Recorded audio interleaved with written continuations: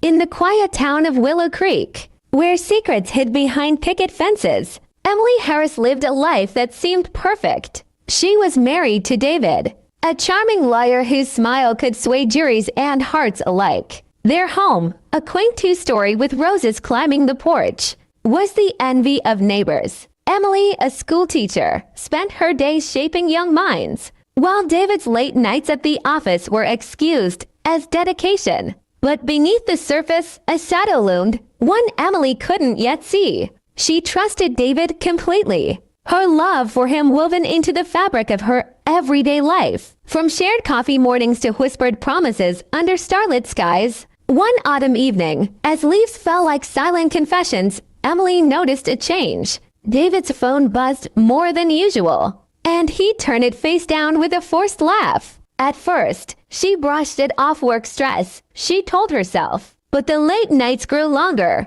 and his excuses thinner. A forgotten receipt for a dinner she never attended slipped from his coat pocket, igniting a spark of doubt. Emily's heart, once steady, began to waver. She didn't want to believe it, but the seed of suspicion took root, growing with every unanswered question. Determined to uncover the truth, Emily started paying closer attention. She noticed lipstick on a shirt collar, a shade she'd never worn. The scent of unfamiliar perfume lingered on his briefcase. One night, unable to sleep, she checked his phone while he showered. A single message glowed in the dark. "Meet me at the usual place. Miss you." Her world tilted.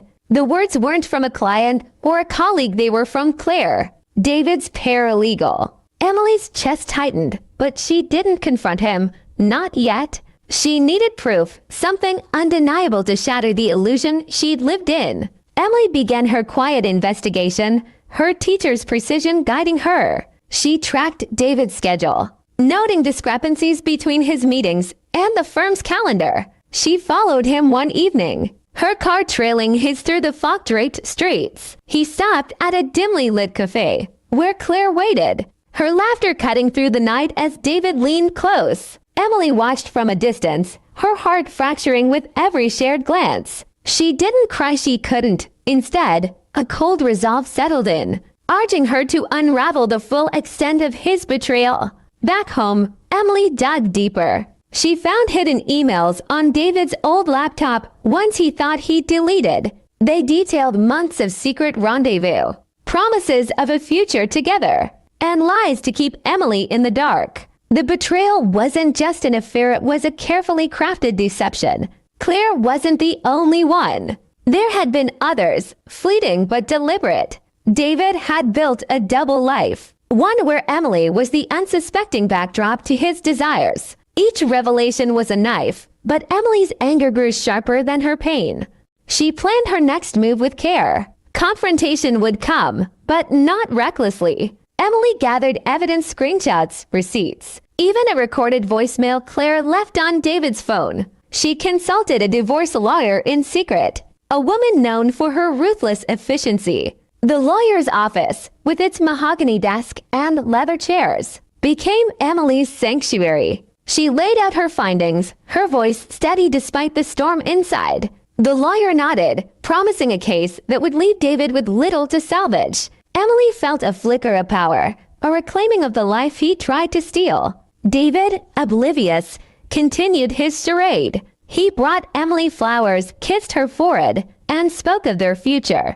Each gesture, once cherished, now felt like mockery. Emily played along, her smiles masking the strategy beneath. She waited for the right moment, knowing timing was everything. At a dinner party with friends, she watched him charm the room, his hand resting casually on hers. The hypocrisy fueled her resolve. She began moving money to a separate account, securing her independence while David remained blissfully unaware. The confrontation came on a rainy evening, the kind where the world feels hushed. Emily sat at their kitchen table. The evidence spread before her like a map of his sins. When David walked in, his briefcase still in hand, she didn't raise her voice. She simply asked, "Who is Claire?" His face paled, the confident lawyer stumbling over denials. She laid out the proof emails, photos, the voicemail.